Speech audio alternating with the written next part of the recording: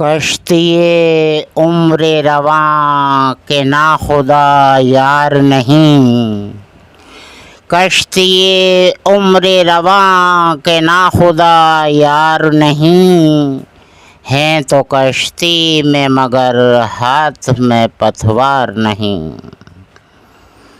انما امرہ گر ہو جائے اس میں اعظم، انما امرہ گر ہو جائے اس میں اعظم، تو کن فیکون تو کبھی دشوار نہیں، کشتی عمر رواں کے ناخدا یار نہیں۔ نحمدہ ونصلی علی رسولہ الکریم، اما بعد، اعوذ باللہ من الشیطان الرجیم، بسم اللہ الرحمن الرحیم۔ والعصر ان الانسان لفی خسر الا الذین آمنوا وعملوا الصالحات وتواصوا بالحق وتواصوا بالصبر۔ یعنی کہ اللہ تعالیٰ نے جو ہے ایسی سورے دی ہے یہ ہم کو، جو کہ امام شافعی اور حضرت عائشہ رضی اللہ تعالیٰ عنہا دونوں یوں فرماتے ہیں کہ اگر ہمیں پورے قرآن مجید کی جگہ اگر سورہ عصر ملی ہوتی تو کافی تھا۔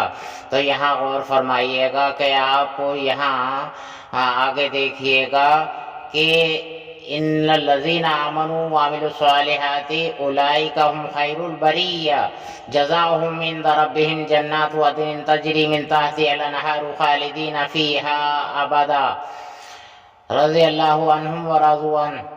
اس کے بعد میں کیا دیا جاتا ہے؟ اس کے بعد میں دیا جا رہا ہے ذالک لمن خشی ربہ، کہ جو اپنے رب کا خوف رکھتے ہوں گے جی، تو ان کے لیے ہے یہ جنات عدن تجری من تحتہا الانہار خالدین فیہا ابدا، یعنی کہ جو اللہ تعالیٰ کی ہمیشہ ہمیشہ کی زندگی ہے وہی اس انسان کو وہ زندگی دے گا اچھے اعمالوں پر، راضی رضا کے معاملے پر، لیکن خوف کے بعد ذالک لمن خشی ربہ۔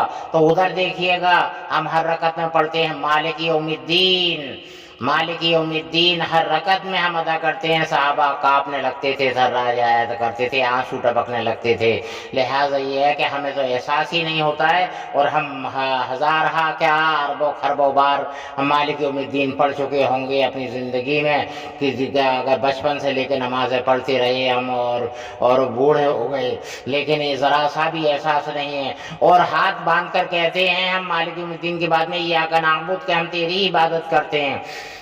نہیں نہیں نہیں، صرف ہم منمانی کرتے ہیں، جو ہمیں غیروں نے سکھایا، غیروں کے طریقوں پر ہم آ گئے، ہم وہی تمام اعمال کر رہے ہیں، سونا اٹھنا بیٹھنا جاگنا شادی بیاہ لین دین اور تمام جتنے بھی ہماری مشغلے ہیں وہ تمام غیروں کے طریقے پر ہیں۔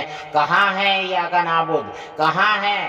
نہیں ہے، بالکل نہیں ہے، بالکل نہیں ہے، بالکل نہیں ہے۔ لہٰذا یہ ہے کہ اگر ہم روز محشر کا خوف رکھیں تو ہم سے برے اعمال نہیں ہوں گے، بہتر اعمال ہوں گے، ہم تمام برے اعمالوں سے بچ جائیں گے۔ اور دوسرا یہ کہ اگر ہم ایاک نعبد کو نبھائیں گے، یعنی قرآن ہدایت پہ اگر ہم چلیں گے، قرآن جو ہے قرآن ہدایت، یعنی ہدایت بھی ہے اور مدلل بھی ہے، یعنی دلیلوں کے ساتھ میں اللہ تعالیٰ نے تمام ہمیں سمجھایا ہے، اور واقعاتوں کے ساتھ میں سمجھایا ہے، اور احکام بھی دیے ہیں ہم کو قرآن پاک میں۔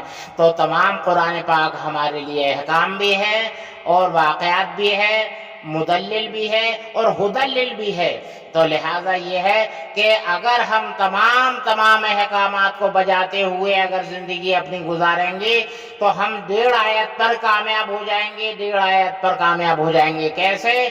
کہ یہ سمجھ لیجئے گا کہ مالک یوم الدین کا خوف و ایاک نعبد، تو ہمیں و ایاک نستعین، ہمیں مدد بھی حاصل ہوگی۔ اور جو آگے آیتیں جو آتی ہیں سورہ فاتحہ میں، ان سب کے صحیح حقدار ہوں گے ہم جی، انعامات کے بھی اور غیر المغضوب علیہم ولا الضالین کے بھی۔ لہٰذا یہ ہے کہ غضب سے ہم تبھی بچ پائیں گے تب کہ ہمارے اندر خوف ہوگا، اور ہم یا ایاک نعبد، وہ یہ کو نبھائیں گے پورے طریقے سے جیسا کہ نبی نے نبھایا. نبی کے طریقے پر ہم اگر زندگی گزاریں گے صحیح معنی میں تو ہمیں پوری کامیابی ہوگی. اور ہم کامیاب اگر ہو گئے آخرت کے معاملے میں تو ہماری فلاح فلاح فلاح فلاح فلاح ہی فلاح ہے.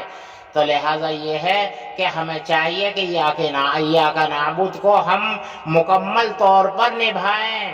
1.5 آیت پر اگر عمل کر لیں تو بیڑا پار ہے، ورنہ سب کچھ بیکار ہے. وآخر دعوانا الحمدللہ رب العالمین برحمتک یا ارحم الراحمین بحق لا الہ الا اللہ محمد رسول اللہ سیدنا صلی اللہ علیہ وسلم.